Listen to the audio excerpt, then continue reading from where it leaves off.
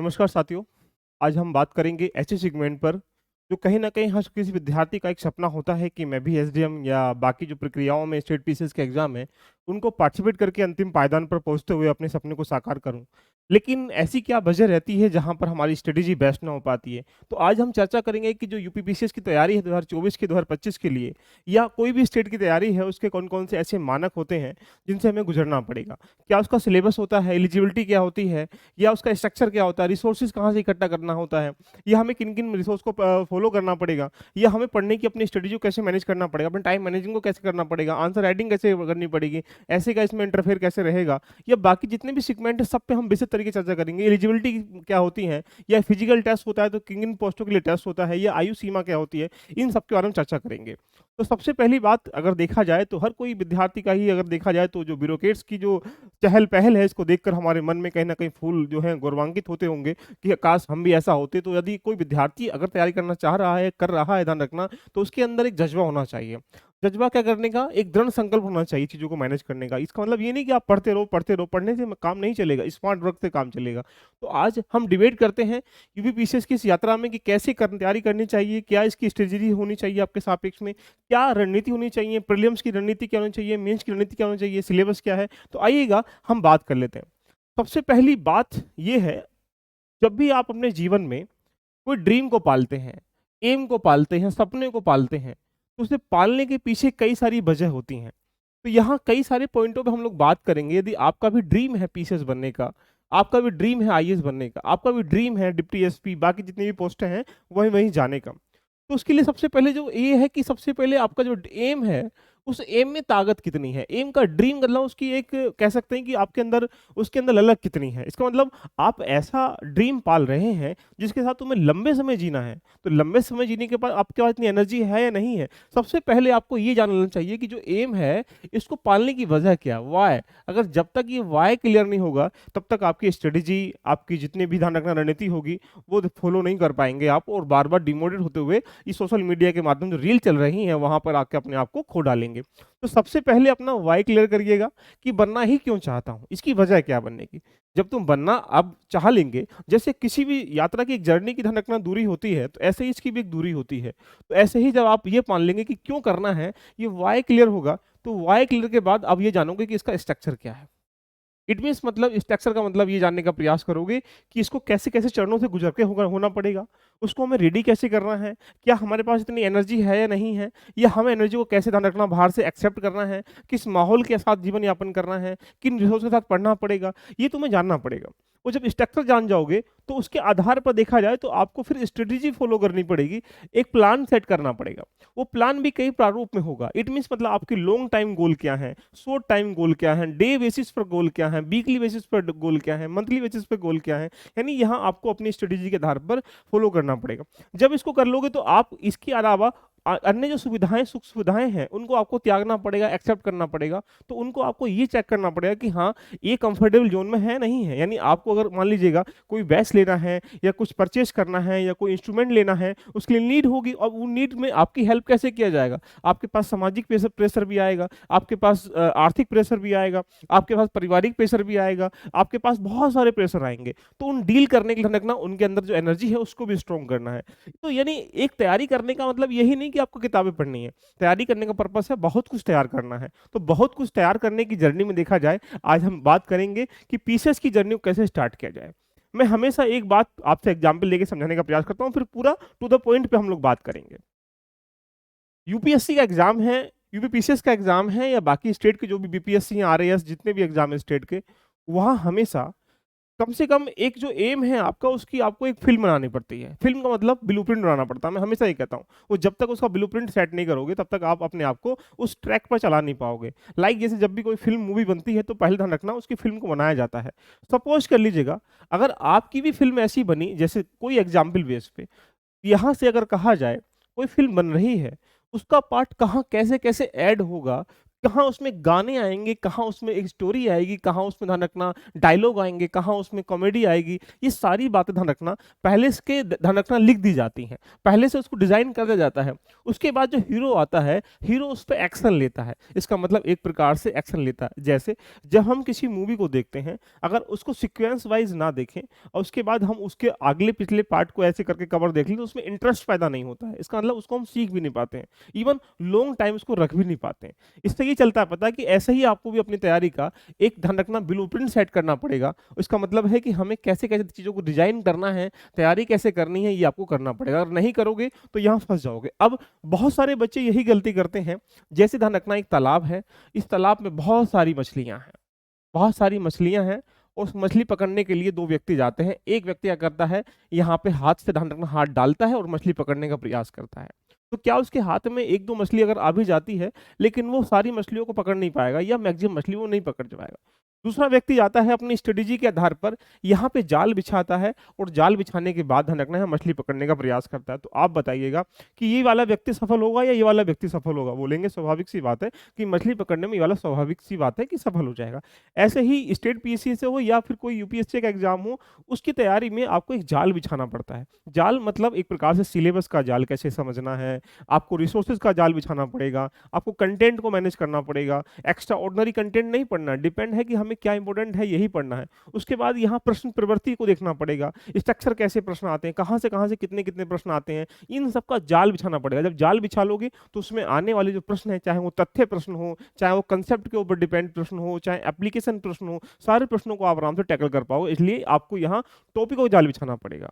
तो ये सब चीज़ें आपके दिमाग में फिट हो पा रही होंगी कि सबसे पहले हमें ये जानना चाहिए कि हमारा एम क्लियर है नहीं, एम क्लियर है तो स्ट्रक्चर है या नहीं, उसका स्ट्रेटेजी क्या है आपकी, उसी स्ट्रेटेजी के सापेक्ष में बहुत सारी बातें होंगी कि आपके पास रिसोर्सेज है नहीं है, आपके पास कोई मेंटोर है या नहीं है, कोई छोटा मोटा एग्जाम तो है नहीं बिना मेंटोर के तुम निकाल पालोगे। यहाँ आपको जज करने के लिए बार बार रोकने के लिए ध्यान रखना एक आपका कोच चाहिए। अब कोच कोचिंग भी हो सकती है, कोच आपका कोई संबंधित भी हो सकता है। तो ये सारी बातें आपके दिमाग में फिट हो पा रही होंगी। तो आइएगा आज हम बहुत सारी चीज़ों पर चर्चा करेंगे और जानेंगे कैसे-कैसे एलिजिबिलिटी है पूरी-पूरी कहानी के बारे में जानने का प्रयास करते हैं। जैसे यूपीपीसीएस के बारे में आपको जानकारी है कि 3 स्टेप में एग्ज़ाम होता है और 3 स्टेप का मतलब पहला स्टेप प्री। ये प्री एग्ज़ाम क्या है? एक प्रकार से छँटनी एग्ज़ाम है। यहाँ से उन लोगों को निकाला जाता है जो जिनके अंदर ध्यान रखना नॉलेज के साथ-साथ स्मार्ट वर्क करने की कला नहीं होती है। इसके अंतर्गत भी यूपीपीसीएस में अगर हम लोग सापेक्ष में बात करें, हम यूपीपीसीएस के सापेक्ष में लेकर बात कर रहे हैं देखिएगा, तो यहाँ जीएस का फर्स्ट पेपर होता है। जहाँ पर आपको 150 प्रश्न आते हैं और ये 200 नंबर में होते हैं। ये पूरी कहानी हम समझेंगे और ये जीएस2 जिसको ध्यान रखना हम सीसेट के नाम से जाते हैं और ये भी ध्यान रखना यहाँ पे 100 प्रश्न होते हैं और ये भी 200 नंबर के होते हैं। लेकिन ये जो पेपर है ये सिर्फ क्वालिफाइंग पेपर है। तो यहाँ क्वालिफाई का मतलब है कि आपको यहाँ पे 33% नंबर ही लाने हैं, जिससे कि ध्यान रखना आपके अंदर एक ऐसा एबिलिटी या मेंटल स्ट्रेंथ को चेक किया जाएगा कि हाँ, आप प्रशासनिक अधिकारी बनने के लायक हैं, नहीं हैं। यानी आपका आईक्यू लेवल चेक किया जाता है और ये प्रीलिम्स में जो 150 प्रश्न होते हैं, ये डिफरेंट सब्जेक्ट से निकल के आते हैं।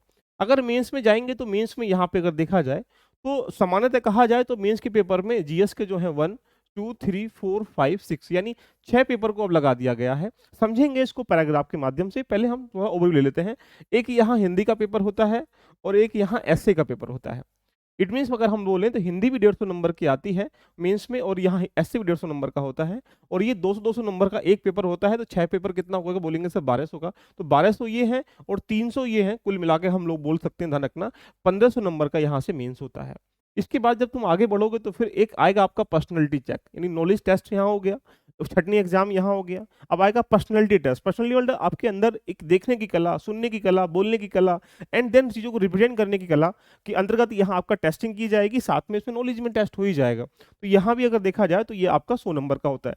तो अगर प्रीलिम्स क्वालीफाई करते हैं तो प्रीलिम्स के बाद आप यहाँ मेंस में जाएँगे। यहाँ तक ध्यान रखना कोई कहानी नहीं काउंट होती है, सिर्फ यहाँ एक मेरिट बनती है जिसके आधार पर बच्चे क्वालीफाई करते हैं।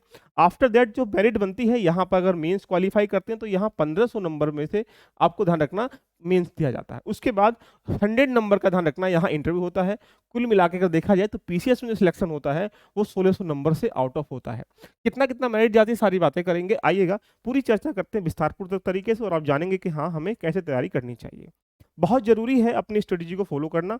ये आपके सामने पूरा स्ट्रक्चर है, आप इसको एक बार देखें। जीएस के फर्स्ट पेपर ये प्रीलिम्स का पेपर है और ये प्रीलिम्स का पेपर है। दोनों को मिला के यहाँ से ध्यान रखना प्रीलिम्स का पेपर बनाया जाता है। आप जब मेंस में जाएंगे तो मेंस में जीएस हिंदी का पेपर 150 नंबर का, क्या क्या होता है सब बारे बातें जानेंगे। ऐसे का पेपर 150 नंबर का, क्या क्या होता है ये भी जानेंगे। जीएस 1 इस बार देखा जाए, पहले इसमें 4 पेपर जीएस के हुआ करते थे, लेकिन इस बार हटा के 2 पेपर जो ऑप्शनल के पेपर हुआ करते 2, उनको हटा के जीएस 5 और 6 को इन्वॉल्व कर दिया गया है। तो यानी ये कह सकते हैं कि यहाँ पे 6 पेपर जो है यहाँ पे किसके होते हैं, जीएस के होते हैं। अब ये जीएस में फर्स्ट पेपर में क्या होता है, सेकंड में क्या होता है, ये जानना बहुत जरूरी है। ऑप्शनल के पेपर यहाँ सॉरी होते नहीं है, इसको हम लोग हटा देंगे। Very good. अब बात करते हैं इसकी कहानी को देखा जाए तो ये रहा पूरा इसका ओवरव्यू। प्रीलिम्स के अंतर्गत निहित ये स्ट्रक्चर है, ये आपको पीडीएफ जो है नीचे टेलीग्राम पे मिल जाएगी। तो सबसे पहली जरूरत है कि हमें सबसे पहले ये जानना कि क्या सर पहले प्रीलिम्स की तैयारी करें या पहले मेंस की तैयारी करें। तो मैं ये कह सकता हूं कि प्रीलिम्स कोई एग्जाम नहीं होता। क्यों, समझने का प्रयास करते हैं। पूरा स्ट्रक्चर है जहां पर देखा जाए तो ये पूरी नंबर के साथ हमने डिफाइन कर रखा है। अगर हम प्रीलिम्स के सिलेबस पे जाएं तो प्रीलिम्स में 2 पेपर होता है, जीएस फर्स्ट पेपर और जीएस सेकंड पेपर। अगर जीएस फर्स्ट पेपर में देखेंगे तो कुल मिला के 7 से 8 पॉइंटों में जीएस प्रीलिम्स के सिलेबस को डिफाइन कर सकते हैं। इट मीन्स मतलब यहाँ पे देखा जाए तो यहाँ पे ये हम ये कह सकते हैं कि 7 से 8 पॉइंटों में से 150 क्वेश्चन निकालने के लिए आते हैं। पहला टॉपिक क्या है, राष्ट्रीय अंतर्राष्ट्रीय जितनी भी घटनाएं हैं, नहीं करंट को हम लोग नाम दे सकते हैं इसका। दूसरा टॉपिक क्या है, यहाँ से जो हिस्ट्री है इसका नाम दे सकते हैं। तीसरा टॉपिक यहाँ पे कह सकते हैं ज्योग्राफी है। एंड 4 टॉपिक क्या है, इसमें पॉलिटी गवर्नेंस का सापेक्ष में हम बोल सकते हैं। 5 टॉपिक क्या है, जो एम्पावरमेंट इकोनॉमी का नाम दे सकते हैं। फिर आगे चलेंगे तो इन्वायरमेंटल वगैरह है, और बाकी क्या है साइंस का। तो यानी कुल मिला के 7 पॉइंटों को मिला के हम लोग जीएस फर्स्ट पेपर में 150 प्रश्न पूछे जाते हैं। कहां से कितने कितने प्रश्न आते हैं ये जानना भी बहुत जरूरी है। 2023 की कहानी को अगर देखा जाए तो 2023 की कहानी थोड़ा डायनेमिक रही है। इस बार हर पेपर का जो स्टैंडर्ड है वो मॉडरेट हो रहा है, इजी की तरफ कन्वर्ट नहीं हो रहा है, यानी वो टफ की तरफ कन्वर्ट हो रहा है। तो हमें अपनी स्ट्रेटेजी को बेस्ट करना पड़ेगा। लगातार यूपीएससी के साथ साथ यूपीपीसीएस भी अपने ट्रेंड को बदलाव की तरफ अग्रसर हो रहा है। तो यहाँ हम ये जानेंगे इंडियन पॉलिटी एंड गवर्नेंस के सापेक्ष में देखा जाए तो यहाँ आपको 22 क्वेश्चन देखने को मिले, जो कि moderate with some difficult question देखने को मिले थे। इन्वायरमेंटल में इस बार 8 क्वेश्चन देखने को मिले जहां पर मॉडरेट थे। करंट अफेयर में अगर 25 क्वेश्चन देखने को मिले जो यहाँ मॉडरेट थे। अगर साइंस की बात करेंगे तो यहाँ 12 क्वेश्चन देखने को मिले जो यहाँ मॉडरेट थे। उसके बाद यहाँ पे जो हिस्ट्री का मूवमेंट था उससे 24 क्वेश्चन देखने को मिले जो मॉडरेट के साथ साथ डिफिकल्ट थे। इकोनॉमी की बात करेंगे तो 12 क्वेश्चन देखने को मिले, तो यहाँ पर देखना मॉडरेट थे। और उसके बाद अगर गवर्नमेंट स्कीम की बात देखने की बात की जाए तो यहाँ पे 3 क्वेश्चन देखने को मिले जो मॉडरेट थे। यहाँ से ज्योग्राफी की बात करेंगे तो 24 क्वेश्चन देखने को मिले जो यहाँ टिपिकल के साथ साथ मॉडरेट थे। एंड देन यहाँ पे उत्तर प्रदेश स्टेट स्पेसिफिक ध्यान रखना 8 क्वेश्चन देखने को मिले जो मॉडरेट थे। एंड आफ्टर दैट अगर हम मिसलेनियस की बात करेंगे, साइंस टेक्नोलॉजी का पार्ट भी आ जाएगा, इन्वायरमेंटल इकोलॉजी के कुछ ऐसे एस्पेक्ट जो यहाँ पे करंट के लिंक करते हुए हैं। तो ये 12 क्वेश्चन देखने को मिले। कुल मिला के अगर देखा जाए 2023 के सापेक्ष में तो यहाँ पे हम ये कह सकते हैं कि 150 प्रश्न जो है इन डिफरेंट सब्जेक्ट से पूछे जाते हैं, जिनका स्टैंडर्ड जो है इस प्रकार से था। अगर हम लास्ट ईयर के ट्रेंड को और समझने का प्रयास करें तो 2022 में हिस्ट्री से यहाँ पे 32 क्वेश्चन थे, 2021 में 18 क्वेश्चन थे, 2020 में 24 क्वेश्चन थे, और यहाँ 2019 में 26 क्वेश्चन। इससे ये महसूस होता है कि हमारा एक ट्रेंड ये है कि 150 प्रश्नों में हिस्ट्री का जो वेटेज है सामान्यतः कहा जाए तो लगभग ये 20 से 30 के बीच में रहता है। तो हमें ये तैयार करना पड़ेगा कि हिस्ट्री में एंशिएंट से कितना आता है, मिडाइवल से कितना आता है, मॉडर्न से कितना आता है, इसको हमें डिफाइन करना पड़ेगा। आगे करेंगे, चलते हैं आगे। ज्योग्राफी की बात करेंगे तो यहाँ 12 क्वेश्चन है, यहाँ 22 क्वेश्चन है, यहाँ 21 क्वेश्चन है, यहाँ पे 24 क्वेश्चन है। ये मैं आपको इसलिए दिखा रहा हूँ कि आप अपने दिमाग में एक फिल्म बना सकें कि हम ये प्रीलिम्स के अंतर्गत हमारे अंतर्गत जो है प्रीलिम्स में किन किन टॉपिकों से कैसे कैसे प्रश्न पूछे जाते हैं। ये सबसे बड़ी इंपॉर्टेंट बात है, क्योंकि अगर आप मान लीजिएगा जहां से प्रश्न ही 2 आ रहे हैं और उसमें टाइम दे रहे हो तुम 80%, और जहां प्रश्न आ रहे हैं रखना 20 और वहां टाइम दे रहे हो 20%, तो एक आपकी स्ट्रेटेजी बेस्ट नहीं है, आपकी प्लानिंग बेस्ट नहीं है, तो आपकी सक्सेस बेस्ट होने का सवाल ही नहीं बनता भाई। तो यहाँ पे ये देखना पड़ेगा कि यहाँ पे 13 क्वेश्चन, यहाँ 26 क्वेश्चन, यहाँ 11 क्वेश्चन, यहाँ पे 6 क्वेश्चन, सेंसन से 2 क्वेश्चन, करंट अफेयर सबको मिला के यहाँ पे 39 क्वेश्चन, यहाँ पे 6, कुल मिला के 150 क्वेश्चन। ये पीडीएफ आपको मिल जाएगी। तो एनालाइज करने का पर्पस ये है कि हम सामान्यतः जो 2024 का एग्जाम देंगे, 2025 का एग्जाम देंगे, तो उसकी एक लिस्टिंग कर लीजिएगा अपने पेपर पे कि सर हमें यहाँ पे एवेल्युएट करना है कि इतना इतना टॉपिकों से प्रश्न आने ही संभावना नहीं है, होता ही होता है। अगर हम इसी के सापेक्ष में हम जीएस 2 की बात करेंगे, जो प्रीलिम्स का जीएस 1 हमने चर्चा कर लिया, अगर जीएस 2 की बात करेंगे जिसको हम सीसेट के नाम से कहते हैं, जिसको सिविल सर्विस एप्टीट्यूड के नाम से हम लोग जानते हैं, इस बार का पेपर जो ट्रेंड है बड़ा खतरनाक रहा। यहाँ पे आपके माइंड को चेक करने के लिए मैथमेटिक्स या रीजनिंग के ऐसे प्रश्न डालेंगे जो घुमावदार थे। बहुत सारे बच्चे ध्यान करने में असक्षम रहे और 1-2 नंबर से फेल होने की संभावना भी है, क्योंकि हाल ही में 1-2 दिन में रिजल्ट यूपीपीसीएस का आने ही वाला है, राइट। अगर हम यहाँ देखें, कंप्रीहेंशन एक ऐसा पार्ट है जो बोधगम्य था। अब जो पैसेज हम पहले पढ़ते हैं 10th 11th 12th की क्लासों में, वो पैसेज में इस पैसेज में डिफरेंट होता है ना। उसके बाद पारस्परिक कौशल संचार, ये सबसे कम्युनिकेशन स्किल का बड़ा वो है, यहाँ से अच्छे प्रश्न देखने को मिलते हैं। विश्लेषण तार्किक क्षमता क्या होती है, समस्या समाधान क्या होता है, जनरल मेंटल एबिलिटी क्या होती है, और ये 10th लेवल का मैथ दिया गया है, लेकिन ये 10th लेवल का मैथ पूछा नहीं जाता है, एक स्टैंडर्ड मैथ पूछा जाता है, जो आपको ये कह सकते हैं कि कैट और ये क्लैट इन जैसे एग्जाम में ध्यान रखना पूछे जाते हैं।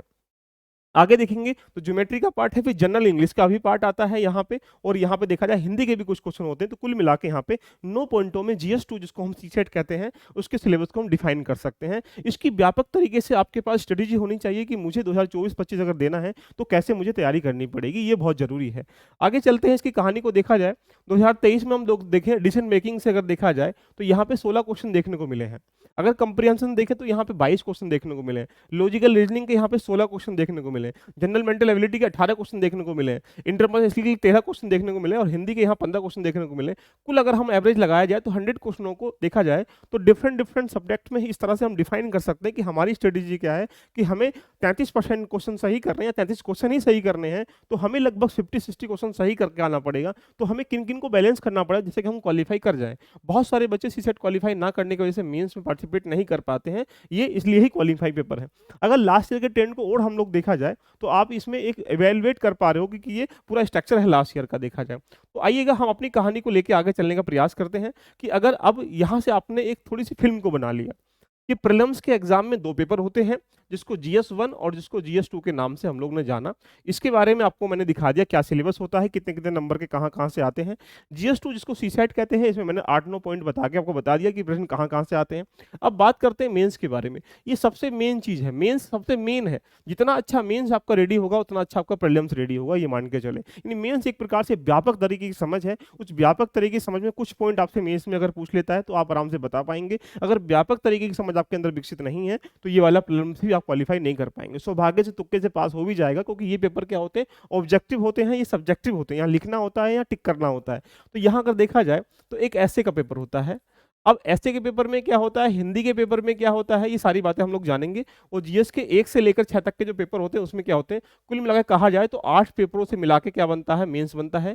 जो प्रत्येक पेपर जो होता है वो 3 घंटे का होता है और लिखने वाला पेपर होता है, चाहे वो ऐसे हो, चाहे हिंदी हो, चाहे वो बाकी चीजें क्यों ना हो। तो आइएगा 1 बाई 1 करके हम समझने का प्रयास करते हैं। अगर हम लोग हिंदी की बात करेंगे तो यही हिंदी जो होती है 150 नंबर की आती है।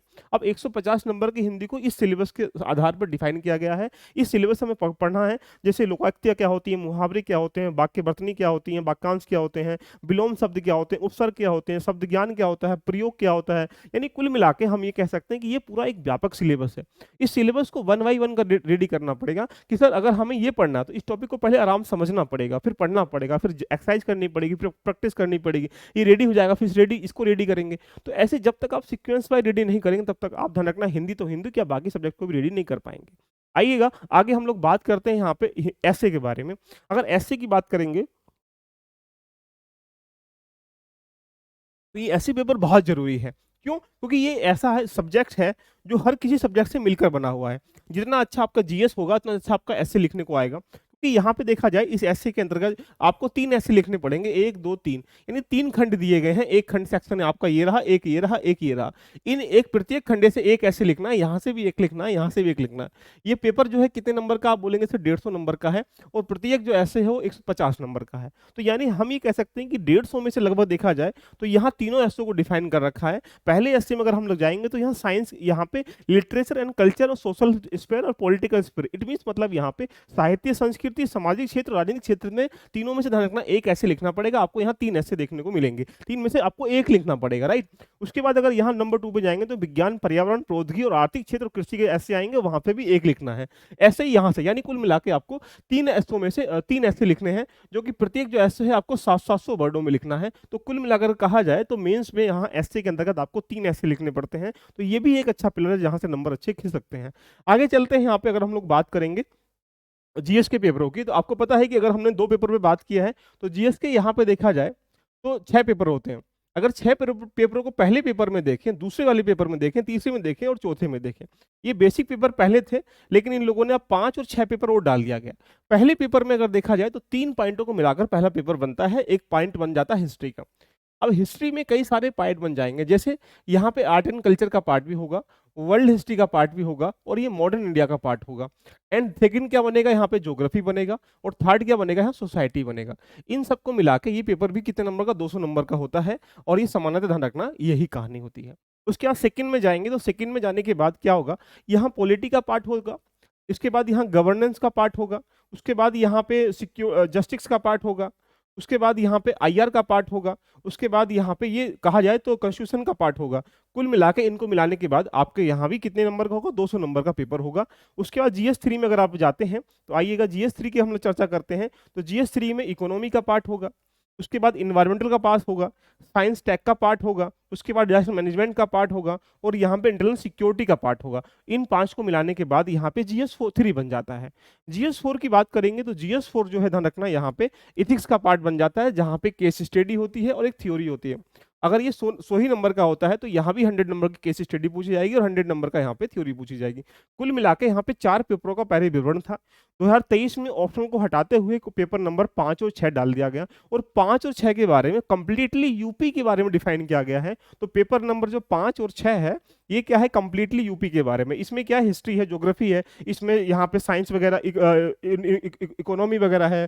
तो इसमें यूपी के बारे में डिफाइन कर रखा। आइएगा, पूरी 1 बाय 1 करके हम लोग लेके चलने का प्रयास करते हैं कि कैसे। ये इंग्लिश में भी, हिंदी दोनों मिल जाएगा। अगर जीएस फर्स्ट में जाओगे तो मैंने क्या बताया था, हिस्ट्री का पार्ट है, ज्योग्राफी का पार्ट है, और सोसाइटी का पार्ट है। इसी कहानी को पूरा यहाँ इन लोगों ने पूरा विवरण दे रखा है कि किस प्रकार से, ध्यान रखना, हिस्ट्री के पार्ट को कवर करना है। अब जब तक तुम यहाँ पे यूनिट वाइज चीजों को रेडी नहीं करोगे तो तब तक चीजों को समझ ही नहीं पाओगे। आप ध्यान रखना कि मुझे प्रीलिम्स में या मेंस के सापेक्ष में यहाँ जीएस 1 में क्या इंपॉर्टेंट है, क्या इंपॉर्टेंट नहीं है। उसकी बाद अगर हम लोग बात करें तो जीएस 2 में अगर जाएंगे तो यहाँ पे क्या है, कॉन्स्टिट्यूशन है, पॉलिटी है, गवर्नेंस है, और इंटरनल जस्टिस है। उसके बाद क्या है, आईआर का पार्ट है। इनको सबको मिला के यहाँ तक जो है, ध्यान रखना, डिफाइन कर रखा है, जो कि इसको बाइलिंगुअल में आपको मिल जाएगा पीडीएफ फॉर्मेट में। जीएस 3 में जाएंगे तो यहाँ पे क्या है, जीएस 3 में देखा जाए तो पार्ट किसका बनता है, तो जीएस 3 में पार्ट बनता है इकोनॉमी का, डिजास्टर मैनेजमेंट का, साइंस टेक्नोलॉजी का, और बायोडाइवर्सिटी, इन्वायरमेंटल का, और उसके बाद यहाँ पे देखा जाए तो जस्टिस का, इंटरनल सिक्योरिटी का पार्ट बन जाता है। तो कुल मिला के देखा जाए तो ये एक वेटेज है जो जीएस 3 में पार्ट होता है। जीएस 4 में तुम जाओगे तो यहाँ इथिकल वे का मतलब यहाँ पे 2 पार्ट में होता है। एक में केस स्टडी 100 नंबर के, और 100 नंबर का यहाँ पे एथिक्स की थ्योरी होती है, राइट। तो ये कुल मिला के ये पार्ट। अगर जब तुम जीएस 5 में जाओगे तो जीएस 5 में इंडिया के बारे में डिफाइन कर रखा है। ये क्या है, हिस्ट्री के बारे में डिफाइन कर रहा है, पॉलिटिकल सिस्टम के बारे में डिफाइन कर रखा है। तो यहाँ पे देखा जाए लोकल गवर्नमेंट के बारे में डिफाइन कर रखा है, इकोनॉमिक डेवलपमेंट के बारे में डिफाइन कर रखा है। तो यहाँ पे हम कह सकते हैं इनको, जितने एनजीओस वगैरह हैं, तो यूपी के बारे में history, geography, economy, polity, science, technology, environmental, transport, education, जितनी भी सब बातें हैं वो यहाँ इसमें 5 में और 6 में डिफाइन कर रखी हैं। तो इनके बारे में हम लोग विस्तार तरीके से समझने का प्रयास करेंगे कि जीएस के 5 नंबर को, जीएस के 6 नंबर को कैसे कैसे रेडी करना चाहिए। तो अभी तक हम लोग जाने हैं कि क्या क्या इसके स्ट्रक्चर होते हैं। अब बात करते हैं कि अगर आप यूपीपीसीएस का फॉर्म भर रहे हैं तो अगर किस कैटेगरी से आते हैं वो तुम्हारे ऊपर डिपेंड है। जनरल की जो एक एज है तो यहाँ पे डिफरेंट एज का कलेक्शन है। अगर ओबीसी से आप बिलोंग करते हैं तो आप यहाँ 5 साल का आपको एज जो है रिलैक्सेशन मिल जाता है, यानी आपकी जो 43 ईयर तक यहाँ फॉर्म भर सकते हैं। आप एसटी से आते हैं तो 45 तक भर सकते हैं, एससी से आते हैं तो 45 तक भर सकते हैं। तो ऐसे करके यहाँ पे एक पूरा एलिजिबिलिटी दे रखी कि आप कैसे कैसे फॉर्म भर सकते हैं। अगले पॉइंट की बात करेंगे तो यहाँ पे कुछ ऐसी फिजिकल पोस्टें होती हैं जहां पर आपको फिजिकल मूवमेंट से गुजरना पड़ता है। अब ये तो है नहीं कि तुम विकलांग हो, डिप्टी एसपी बन के बैठे हुए तो फिजिकल कैसे दे पाओगे। तो कुछ ऐसी पोस्टें होती हैं जैसे असिस्टेंट कंजर्वेशन ऑफ फॉरेस्ट होता है, रेंजर फॉरेस्ट ऑफिसर होता है, डीएसपी होता है, डिप्टी सुपरिटेंडेंट ऑफ पुलिस होता है, सुपरिटेंडेंट ऑफ जेल होता है, district commandant of home guard होता है, एक्साइज इंस्पेक्टर होता है। इन ऐसी पोस्टों पर ध्यान रखना, फिजिकल अपीयर होना बहुत जरूरी होता है। कैसे कैसे होता है पूरी कहानी मैंने आपके सामने यहाँ लिख रखी है, इसको आपको मिल जाएगी, एक बार देख लेना कि अगर 65 कितना हाइट होना चाहिए, चेस्ट होना चाहिए, फलाने का होना चाहिए। ये पूरी कहानी यहाँ पे हाइट चेस्ट पूरी कहानी हम लोगों ने दे रखी है। अब बात आती है कि बहुत सारी ऐसी पोस्टें होती हैं जहां आपको लगता है कि सर हमें पीसीएस का एग्जाम देने के लिए कैसी कैसी एलिजिबिलिटी होनी चाहिए। तो सामान्यतः कहा जाए कुछ ऐसी पोस्टें होती हैं, जिन पोस्टों के लिए एलिजिबिलिटी डिफरेंट डिफरेंट तरीके से रखी गई है। अगर हम यहाँ देखें, बहुत सारी पोस्टें आपके सामने मैंने बोल रखी हैं। कैंडिडेट मस्ट यहाँ पे डिस्ट्रिक्ट ऑडिटर ऑफिसर है। अब जो व्यक्ति ऑडिटर ऑफिसर बनेगा, उसको कॉमर्स का ज्ञान होना चाहिए, स्वाभाविक सी बात है। अब कोई आदमी बोले कि भैया मैंने बीए किया, मुझे बनना डिस्ट्रिक्ट ऑडिटर ऑफिसर, कैसे बन सकते हो? तो उसके लिए यहाँ पे candidate must hold a bachelor degree in commerce होनी चाहिए। डिस्ट्रिक्ट केन ऑफिसर, अब जो केन गन्ना पर्यवेक्षक बनेगा और अधिकारी बनेगा, उसके लिए क्या चाहिए? उसके लिए भैया एग्रीकल्चर की डिग्री चाहिए, तो यहाँ एग्रीकल्चर उसके लिए कंपलसरी होना चाहिए। ऐसी वेटनरी एंड वेलफेयर ऑफिसर बनना चाहिए, तो उसके लिए क्या चाहिए? बीएससी होना चाहिए। यहाँ पे किस में होना चाहिए? ध्यान रखना, बीबीएससी में होना चाहिए। तो ऐसी बहुत सारी मस्ट हैं जो एलिजिबिलिटीज है। अब जो डाइट में प्रिंसिपल बनेगा या डाइट का प्रवक्ता लेक्चरर बनेगा, उसके लिए बीएड क्या है? कंपलसरी चाहिए, और साथ में पोस्ट ग्रेजुएट की डिग्री चाहिए। तो कुछ ऐसी पोस्टें होती हैं जिनके लिए ध्यान रखना यहाँ पे एलिजिबिलिटी होना बहुत जरूरी है। लेकिन सामान्यतः कुछ ऐसी जो एडमिनिस्ट्रेटिव पोस्टें होती हैं, उनके लिए सिर्फ ध्यान रखना यहाँ पे डिग्री एक प्रकार से कहा जाए तो वही डिग्री कंपलसरी है जो एक ग्रेजुएशन में होना चाहिए। उसमें कोई ऐसा कंपलसरी नहीं है कि आप किस परसेंटेज से पास हुए हो, कितना डिग्री से पास हो, उससे मैटर नहीं करता। बस आप क्वालिफाई हैं तो आप इस एग्जाम को दे सकते हैं। तो ये पूरी चर्चा रही। इस चर्चा को रेडी करने के लिए पर्पस मेरा ये था, इसको व्यापक तरीके से हम समझने का प्रयास करेंगे। आज मैंने थोड़ी सी ये चर्चा करी कि प्रारंभिक परीक्षा में क्या होता है, मुख्य परीक्षा में क्या होता है, अब आपको एसडीएम अगर बनना है तो तैयारी की ढांचा क्या होना चाहिए, ये पूरी व्यापक तरीके से चर्चा हम लोग करेंगे। दूसरी बात, जिसे लगता है कि यहाँ तैयारी करनी है, तो इसके लिए यहाँ पे अपने एलवीआईएस पर एक आधार बैच चल रहा है। आधार का मतलब एक बेसिक नीड। अगर आप पीसीएस की तैयारी कर रहे हैं, आईएएस की तैयारी कर रहे हैं, तो जड़ें मजबूत करने के लिए मकान कितना ही बड़ा आपको बनाना पड़ेगा, लेकिन नींव तो एक जैसे ही रखी जाएगी। इसीलिए आपको एनसीईआरटी पढ़नी ही पड़ेगी, बहुत जरूरी है। लेखन शैली को सुधारना, भाषा शैली को जानना, व्यवहारिक ज्ञान का होना, क्रमबद्धता का होना, बेहतर ज्ञान की समझ होना, ये सारी चीजें एनसीईआरटी मिल जाती हैं। लेकिन ये सिर्फ मात्र 900 रुपए में आपको मिल रहा है। 2 से 3 दिन के लिए ऑफर चल रहा है, 900 रुपए, फिर इसकी फीस जो है बढ़ जाएगी। जिसको लगता है कि पीसीएस की भी वो तैयारी कर रहा है, आरएएस की तैयारी कर रहा है, यूपी पीसीएस की तैयारी कर रहा है, किसी भी स्टेट की तैयारी कर रहा है, वो इस बैच को ज्वाइन करके ध्यान रखना अपना 20-25% तैयारी को आराम से कर सकता है। सेकेंड पॉइंट बात करेंगे, यदि हम लोग यहाँ देखें तो सेकेंड पेपर जो सीसेट का होता है यूपी पीसीएस में भी, वो भी बहुत इंपॉर्टेंट सेगमेंट अपने आप में अदा करता है। और देखा जाए तो यहाँ बहुत सारे ऐसे बच्चे होते हैं इसको लाइटली लेते हैं कि हाँ इसको हम क्वालिफाई कर लेंगे, लेकिन होता क्या, लास्ट मोमेंट पे प्रेशर बढ़ जाता है और हम इसको रेडी नहीं कर पाते हैं। 2024, 25, 26 के लिए बेहतर टाइम चल रहा है कि अपनों इसको रेडी करके हम लोग रख लें। कभी कभी हम आपात स्थिति गुजरने के लिए अपनी चीजों को संसाधनों जुटाने का प्रयास पहले से करना स्टार्टिंग कर लेते हैं। ये एक कला है आपके अंदर। तो यहाँ सीसेट का बैच भी स्टार्टिंग हो रखा है, तो आप यहाँ मात्र 2000 रुपये में इसको ज्वाइन करके ध्यान रखना ले सकते हैं। जो बच्चे यहाँ एनसीईआरटी का बैच ले लेंगे उनके लिए जो कूपन कोड है एलवीआईएस लगा के ध्यान रखना 500 रुपये का डिस्काउंट यहाँ मिल जाएगा। लेकिन ये करना कहाँ से है, तो जानने के लिए आप कुछ नहीं करना है, प्ले स्टोर पर जाना है और वहाँ पे ध्यान रखना एलवीआईएस डाउनलोड करने के बाद वहाँ से सारे सेगमेंट देखने के बाद यहाँ पे ध्यान रखना आप इसको डाउनलोड कर सकते हैं और जान सकते हैं। दोस्तों कैसी लगी चर्चा, एक बार कमेंट करके बताइएगा। आप किस विषय पर व्यापक समझ के साथ साथ यहाँ चाहते हैं। अब अगली जो वीडियो पीसीएस को लेके आएगी, हम समझेंगे प्रीलिम्स की तैयारी कैसे करें, जीएस फर्स्ट पार्ट की तैयारी कैसे करें, जीएस 2 पार्ट की तैयारी कैसे करें, जीएस 3 पार्ट की तैयारी कैसे करें। इसको व्यापक समझ के साथ हम लोग आज ध्यान रखना डिस्कशन करेंगे, जिसमें हम ये भी जानेंगे कि जीएस फर्स्ट पेपर जो है उसमें क्या रिसोर्स होने चाहिए, उसकी स्ट्रेटेजी कैसे फॉलो होनी चाहिए, जीएस 2 कैसे करें, जीएस 3, जीएस 4 ऐसे कैसे करें, जीएस 5 कैसे करें, जीएस 6 कैसे करें, हिंदी कैसे करें। इन सब पे करके 1 बाय 1 करके हम लोग काम करेंगे। तो दोस्तों मिलते हैं नेक्स्ट सेगमेंट में। ऑल द बेस्ट, एंजॉय करें इस यात्रा का और बने रहिएगा एलवीआईएस के साथ साथ। आपको बहुत कुछ ध्यान रखना, यहाँ पे फ्री ऑफ कॉस्ट भी मिल रहा है और मिलने वाला है। Love you, love you.